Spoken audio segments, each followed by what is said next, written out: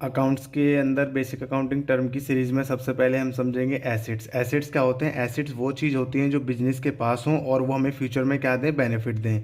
अब इसकी क्लासिफिकेशन हम करेंगे। एक होता है हमारे पास करंट एसेट। करंट एसेट वो एसेट्स होते हैं जो इजीली कन्वर्ट हो जाते हैं 1 साल के अंदर कैश में, जैसे कि हमारा कैश हो गया या फिर हमारा दुकान पे रखा हुआ स्टॉक है, बिजनेस के अंदर जो स्टॉक रखा है वो स्टॉक। उसके बाद हमारे पास आते हैं नॉन करंट एसेट। 1 साल से ज़्यादा समय तक बिजनेस में यूज़ होते हैं और जल्दी कैश में कन्वर्ट नहीं होते। ये बिल्कुल इसके उल्टा है। जैसे कि हमारे पास फर्नीचर हो गया, हमारे पेटेंट हो गए। उसके बाद हम पढ़ते हैं फिक्स एसेट। फिक्स एसेट भी जो हमारा पार्ट है वो नॉन करंट एसेट का ही पार्ट है, बट इसके अंदर भी 3 पार्ट होते हैं। एक होता है हमारे पास टेंजिबल फिक्स एसेट, एक होता है इंटेंजिबल फिक्स एसेट और एक होता है हमारे पास fictitious asset. Tangible fix asset वो होते हैं जिन्हें हम देख सकते हैं, छू सकते हैं, जैसे बिल्डिंग हो गई, फर्नीचर हो गया।